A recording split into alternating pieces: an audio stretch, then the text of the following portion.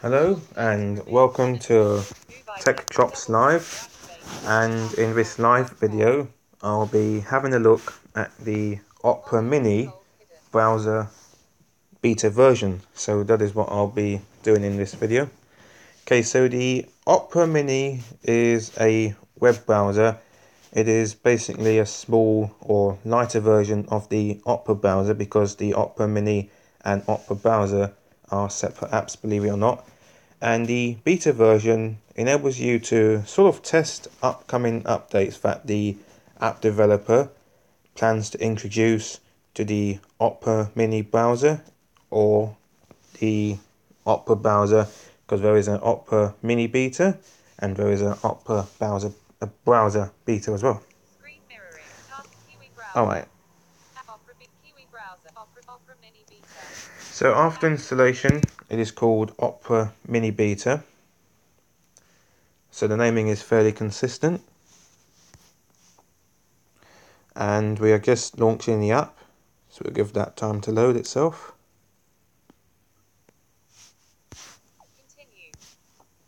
So it looks as though that you have to choose your language before you can use the browser to your heart's content. Normally the browser will just automatically detect the language based on your system preferences, so it is a little bit unusual that you have to choose your language first. However, I have seen that on a browser before. I'm not too sure which one, because we've done quite a lot of browsers. So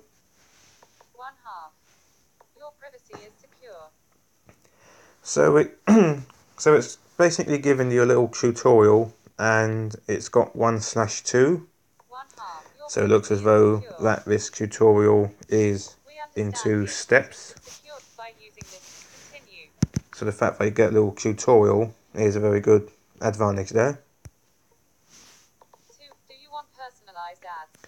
It says, do you want personalized ads? I'll probably say allow, because some ads can be, well, adverts can be annoying in general, but I think they're even more annoying when they are not related. So that is why I've clicked allow. But again, the choice is yours if you desire. So we've got tab 1 of 1 in current mode. Not too sure what the current mode is, but you've got a speed dial, close tab button, new tab.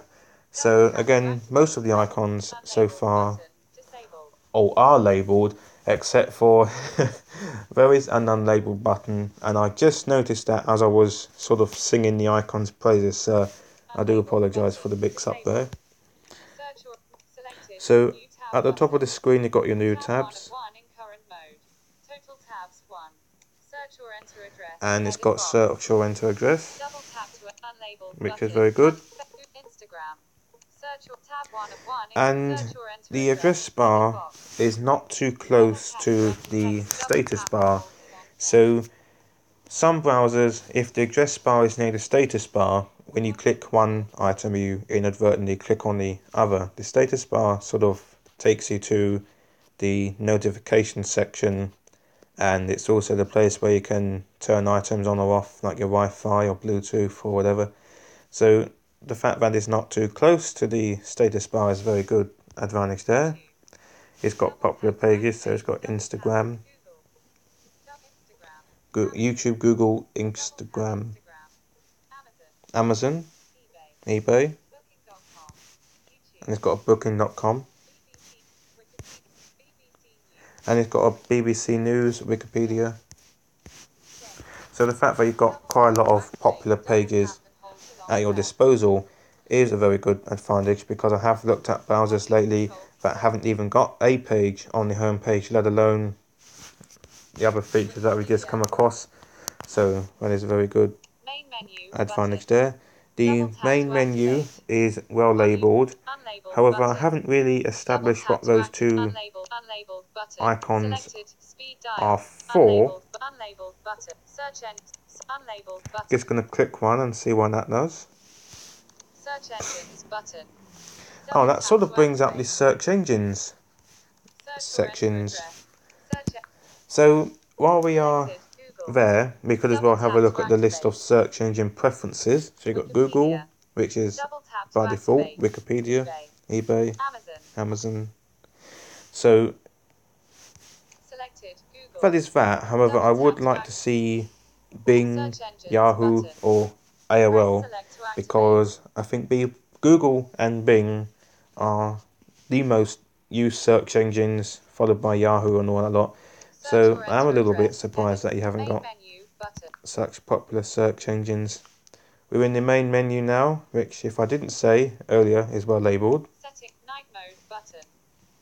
And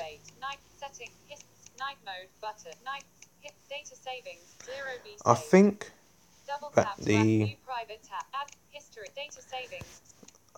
the settings are in a list, no, a grid format. So, and also I've noticed that the icons are quite crammed together. I think this grid also is a bit all over the place in the fact that you got the data savers, but in some cases the items will be next to one another, which in this case they're next to one another but at random, if that makes sense. And again, it would be nice if it was one long list, or I'm not too sure how to describe it. But again, cut a long story short, this grid is quite an unusual layout, which can be a bit of a problem to screen reader users. Even more so is that the menu has actually become a part of the browser homepage as opposed to being its individual window. And I think that's what they call the matrix structure. The matrix structure sort of has repeated content at the top compared to the content at the bottom. And again, if screen reader users will come across the home page and repeated items, they're probably going to think that their action has not been performed when actually it has. So just be aware of that. So in the menu, you've got your data saver, ad blocking, and you've also got a night mode option as well. So night mode sort of filters out certain colours, and when those colours are filtered out, it sort of promotes what they call melatonin, which sort of helps you sleep. Now, I thought that the melatonin was sort of the culprit which kept you awake. So if I got my terminologies mixed up, I do apologise for that. But again, the fact that you have a night mode option is very good for quite a few reasons, which include if you are using this on an older device, your older device may not have the night mode option. Luckily, I think this tablet has, and my Fire tablet has as well, and my Chromebook. But again, if your device hasn't got such a option, then you are sure to be guaranteed that you're going to get a good night's sleep. So that is that. Okay, so settings, history, exit, ad blocking, new private tab, offline pages. You can, looks as though you can save pages offline. However, I think because of the grid layout, things seem a bit all over the place, like your history, and that will probably be near the new tab or near the bookmarks, because you've got settings, history, exit, ad blocking, new private tab, offline pages. And again, the history will either be next to the bookmarks and downloads section, the exit will be at the very end, and so I think this menu needs a little bit more thinking. So there's that. Anyway, the fact that you can save pages to read offline is very good because depending on where you are, the Wi-Fi connection in your area might not be great. Exit. History. Settings button. Let us have a look at these settings. Sign in. General. Sign into Opera. So you got sign Double into tap to Opera, activate. Volume controls hidden. and New tabs. Open. the Sign into Opera. settings has General. App layout. not taken Tablet. out whole App of the layout. screen. The settings window is not using all of the screen. This tablet has a 9.7 inch screen, and some app settings do, believe it or not, do that. They don't use all of the screen size that you have, and that might be a little bit disorientating. Another thing is you haven't really got a split screen view, and again the split screen view will sort of allow you to work in a flow order, but what is that? So things are broken down into sections, which makes everything nice and neat. So it's got app layout, tablet, theme, start page content. So you could probably choose what appears on your browser home screen, clear browsing data, and you've got the night mode option again, full screen. Full screen disabled. The disabled icon is probably there because we are not on a website at this time. That'll probably become active. Got language English set as default, notification, data saving, and again I think the clear data will be next to the data saver because again it's a little bit all over the place. And I don't think I've seen a search engine in these settings yet. And even more so, I haven't seen any accessibility options in the settings as well. So again, it would be nice if the menu had a bit more thought rather, and a bit more organisation. So that is that. Next, we try the keyboard shortcuts. So if you have watched our videos, particularly in browsers before, we'll try two keyboard shortcuts. We try the Alt+D command, which takes you to the address bar, where you can type in your search term or your website address should you desire. And it says shortcut not supported. Let's try that again. No, you can't use the address bar command on this, which is a bit of a pain. And let's try the Control+T command. And that doesn't look as though that works as well. So the fact that you can't use keyboard shortcuts in this, means that you would have to switch from touch screen to keyboard, which is going to be a bit problematic.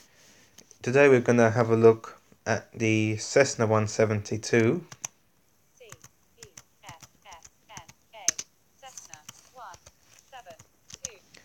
As I was typing, the screen reader was keeping up with me in real time, and I have seen screen reader users who will heavily depend on the screen reader when they are typing, and that can cause real problems if this screen reader decides to act up.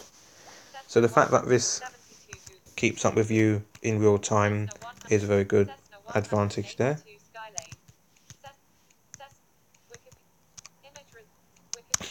Now interestingly, it didn't really tell me what I was focusing on when I was tabbing, and usually when you come out of the address bar using the tab key, you're usually provided with some sort of description on what you are focusing on, but in this case the Opera Mini Beta sort of had to reload itself to enable it to then provide me the feedback. So that is number one. And also the screen reader didn't really give me an indication on the fact that the Cessna 172 article had actually loaded. It just stayed silent. So I think that's basically the way the browser works with the screen reader, as opposed to an individual thing. So let us have a listen to see, or let us have a listen to how it reads the articles. Opera Mini Beta. Read in another language. Button.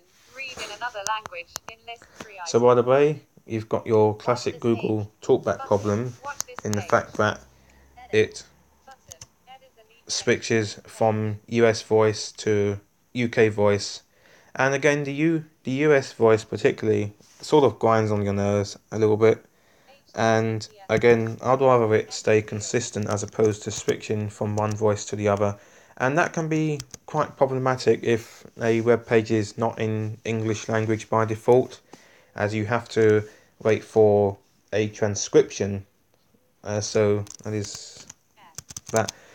Now what we have been doing lately is we have actually been testing the video quality, not only for the picture but for the sound as well, because some tablets have very good audio output when some browsers don't really use the speakers to their full potential, so you are potentially missing out on good quality audio.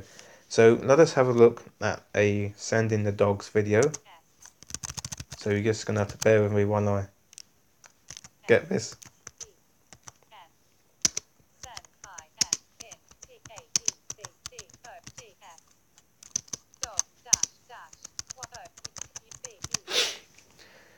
Also, if search suggestions do come up, I'm not sort of interrupted by them when I'm typing, which is very good. The 29th of January. Funniest dogs. Right, let us. Video. DODTV. Send. Did you mean? More. Link. Hang on a bit. Send in the dogs. YouTube. Alright, looks of sort of made a mistake. Send in the dogs. YouTube. Edit box. The ed button. Image. More. Send in the dogs. Season 1, episode 1 YouTube. Video. Alright, we'll just find this video, play it a little bit, and we will conclude things there. Video. Tap to unmute button. Now this browser, like many browsers, sort of set the video to mute by default, which is a little bit of a nasty habit. I'd rather it set to pause by default as opposed to mute, because the video is playing, but then you're going to wonder whether there's any audio in it. Anyway, I'll sort of turn the volume up a little bit, and then as they go after dangerous men. Right, 2 miles to tow.